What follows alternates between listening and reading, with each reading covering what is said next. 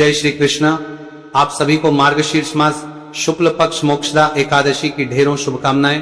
प्रिय दर्शकों, आज के वीडियो में हम बात करेंगे मार्गशीर्ष मास शुक्ल पक्ष की एकादशी किस दिन है, इस एकादशी का व्रत किस दिन किया जाएगा, पारण कब करना है, शुभ मुहूर्त क्या रहेगा, एकादशी के व्रत के नियम क्या है, किस प्रकार से यह व्रत किया जाना चाहिए, इसके व्रत की विधि क्या है, इस एकादशी क्या खाना चाहिए क्या नहीं खाना चाहिए, और मार्गशीर्ष शुक्ल पक्ष एकादशी मोक्षदा एकादशी व्रत दशमी तिथि के नियम क्या है और पारण के दिन के नियम क्या है।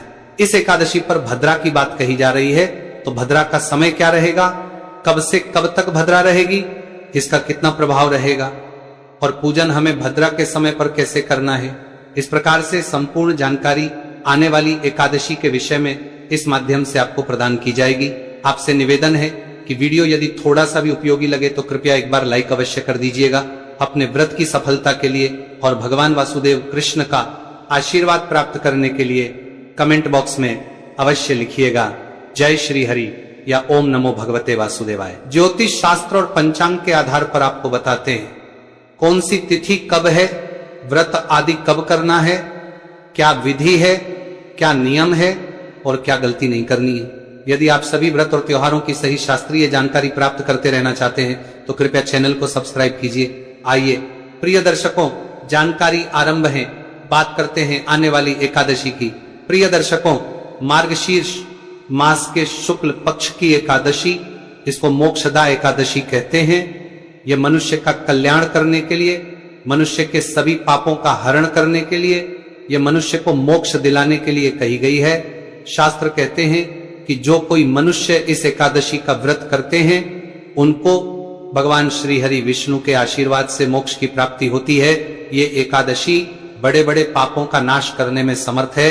इस एकादशी का व्रत करने से, पूजन करने से मनुष्य के ब्रह्म हत्या जैसे पाप भी नाश को प्राप्त हो जाते हैं। इसीलिए इस एकादशी का व्रत सभी मनुष्यों को करना चाहिए। यहाँ प्रश्न ये आता है, पंडित जी हम तो एक ही करते हैं क्या, सभी एकादशी करना आवश्यक है क्या। देखिए, शास्त्र ये कहते हैं कि सभी एकादशियां समान है। शास्त्र के भगवान नारायण के अनुसार सभी एकादशियां समान है, सभी की अद्भुत महिमा है, अद्भुत फल है, तो आप उनमें छोटा बड़ा नहीं कर सकते। हाँ, आपकी सामर्थ्य के अनुसार आप कितना करेंगे यही नहीं करेंगे, ये आप निर्णय कर सकते हैं। भगवान ये नहीं कहते कि सबके सब करें, या भगवान ये भी नहीं कहते कि कोई भी ना करें। आपके शरीर की क्या क्षमता है, क्या सामर्थ्य है, उसके अनुसार आप निर्णय कीजिए। अगर आप 24 के 24 करने में सक्षम है तो 24 कीजिए, 12 करने में सक्षम है 12 कीजिए, 6 करने में सक्षम है 6 कीजिए, 4 करने में सक्षम है 4 कीजिए। परंतु जब एकादशी का व्रत करें तो उसको नियमों के अनुसार करें, बस इसका ध्यान रखें, क्योंकि जो व्रत कर रहे हैं उसका पूरा फल प्राप्त हो यह आपके हाथ में होता है। यदि आप व्रत को नियमों का पालन करते हुए करेंगे, सही विधि से सही प्रकार से करेंगे ना, तो निश्चित ही आपको उसका पूर्ण फल प्राप्त होता है। इसीलिए एकादशी व्रत जब भी करें सभी नियमों का पालन करते हुए करें। अब बात आती है कि इस एकादशी के व्रत के नियम क्या है और इनका कब से शुरू करना चाहिए। एकादशी के जो नियम है वो लगभग सभी एकादशी के नियम दशमी तिथि से ही आरंभ हो जाते हैं। ये कहें कि व्रत के एक दिन पूर्व ही, एक दिन पहले ही आरंभ हो जाते हैं। उसी प्रकार से मार्गशीर्ष मास शुक्ल पक्ष की ये जो एकादशी है, इसके नियम भी दशमी तिथि से ही आरंभ हो जाएंगे। व्रत के एक दिन पहले आपको किन किन बातों का ध्यान रखना है, किन किन नियमों का धारण करना है, ये जानकारी प्रस्तुत करते हैं। व्रत के एक दिन पूर्व आपको एक वक्त का भोजन करना चाहिए। नियम कहता है कि रात्रि काल को आहार नहीं लेना चाहिए, केवल एक वक्त का भोजन ही शास्त्रीय विधान में कहा गया है। परंतु मैं यही कहूंगा कि अगर आपके शारीरिक क्षमता इतनी नहीं है कि आप लगातार 2 दिन भूखे रह सके तो आप आहार लीजिए, अपने स्वास्थ्य के साथ खिलवाड़ ना कीजिए। शरीर स्वस्थ है और आपके अंदर क्षमता है इस प्रकार से व्रत करने की, तो आप अवश्य ही एक दिन पूर्व ही आहार का त्याग कीजिए। अन्य के त्याग कहे गए हैं, जैसे कि लहसुन, प्याज आदि का प्रयोग तो आपको करना ही नहीं चाहिए।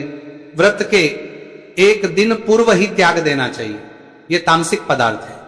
इसके अतिरिक्त जो लोग मांस मदिरा का सेवन करते हैं और एकादशी का व्रत भी करते हैं तो उनको भी ये मांस मदिरा का सेवन एक दिन पूर्व ही बंद कर देना चाहिए, एक दिन पूर्व ही छोड़ देना चाहिए। ऐसा नहीं कि आज मांस मदिरा का सेवन करें और कल आप एकादशी का व्रत करें, ये उचित नहीं होता है।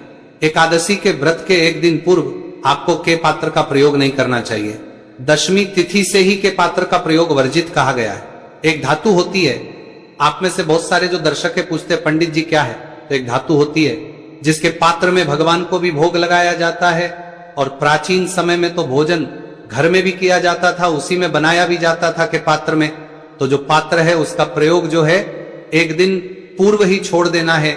दशमी, एकादशी और द्वादशी को नहीं करना है। सब्जियों की बात करें तो हरी पत्तेदार सब्जियां नहीं खानी है, इसके साथ ही चने का साग नहीं खाना है। दालों में मसूर की दाल का प्रयोग वर्जित कहा गया है। मसूर की दाल को प्याज कहा गया है, उसका त्याग करना चाहिए। इसके अतिरिक्त चने के साग का त्याग कहा गया है, मूली और बैंगन का त्याग कहा गया है। एक दिन शहद का प्रयोग भी वर्जित कहा गया है कि शहद का प्रयोग भी आपको नहीं करना चाहिए, क्योंकि शहद जो है वो दशमी, एकादशी और द्वादशी इन 3 दिनों में वर्जित कहा गया है। कुछ एकादशी ऐसी होती है जिन पर इसकी मनाही नहीं होती और कुछ द्वादशी पर भी नहीं होती, उसके विषय में हम आपको बताते भी हैं। जैसे कि कृष्णा पे आपने प्रयोग किया था, लेकिन अब जो मार्गशीर्ष शुक्ला है इस पर आपको शहद का प्रयोग नहीं करना है, चाहे पंचामृत ही क्यों ना बनाना हो, उसमें भी शहद नहीं। इन सभी चीजों का त्याग करना है। एक दिन पूर्व ही आपको अपने बाल धो लेने हैं, सर धो लेना है, क्योंकि एकादशी के दिन बाल नहीं धोए जाते हैं, सर नहीं धोया जाता है। एकादशी के एक दिन पूर्व ही आपको ब्रह्मचर्य धारण कर लेना है, क्योंकि एकादशी में ब्रह्मचर्य का बड़ा नियम कहा गया है। ब्रह्मचर्य का पालन करते हुए आपको यह व्रत करना होगा और ब्रह्मचर्य आपका पारण तक रहना चाहिए। इन नियमों का धारण कीजिए और व्रत के एक दिन पहले रात्रि काल में दंत धावन आदि करके सोइए, जिससे कि अन्न का कोई भी दाना मुंह में ना रहे। अगले दिन एकादशी व्रत वाले दिन आपको सूर्योदय से पहले अवश्य उठ जाना है। प्रयास कीजिए कि यदि आप ब्रह्म मुहूर्त में उठ पाए तो उत्तम है, अन्यथा सूर्योदय से पहले अवश्य उठ जाए। उठने के बाद स्नान आदि कीजिए, स्नान आदि करके स्वच्छ वस्त्र धारण कीजिए। स्वच्छ वस्त्र धारण करके आज के एकादशी व्रत पूजन का आप संकल्प करते हुए पूजन करेंगे और तदोपरांत जो पितृकर्म आज करना चाहिए उसको करेंगे। पूजन के लिए आपके पास क्या सामग्री होनी चाहिए वो सामग्री एक बार आप नोट कर लीजिए, इसको आप एकत्र करके रख लीजिएगा। पूजा के लिए आपके पास होनी चाहिए भगवान श्री हरि विष्णु के दामोदर स्वरूप की कोई प्रतिमा या तस्वीर। लड्डू गोपाल जी ले लीजिए, उत्तम है, या शालिग्राम जी है तो शालिग्राम जी ले लीजिए, क्योंकि इसमें एकादशी में स्नान का बड़ा महत्व है। तो स्नान के लिए दामोदर स्वरूप जो है वो लड्डू गोपाल का ही स्वरूप है, क्योंकि जब भगवान कृष्ण ने रूप में मक्खन चोरी किया था उस समय उनका नाम दामोदर माँ यशोदा ने रखा था। तो बाल स्वरूप जो आपके पास है लड्डू गोपाल, उनको लीजिए। शालिग्राम जी को स्नान कराने का भी महत्व है, इस एकादशी पर तो उनको ले सकते हैं, या जो भी आपके पास भगवान श्री हरि विष्णु की कोई चित्र या तस्वीर है आप उसको लीजिए। उसको स्थापित करने के लिए चौकी लीजिए, चौकी पर बिछाने के लिए लाल या पीला वस्त्र हो। इसके अतिरिक्त रोली मौली, पान सुपारी, लौंग इलायची, धूप दीप, नैवेद्य फूल, फूलों की माला, इत्र जनेऊ। भगवान को अभिषेक कराने के लिए पंचामृत, पंचामृत बनाने के लिए कच्चा दूध, दही, घी, शक्कर और गंगाजल। शहद का प्रयोग नहीं करेंगे।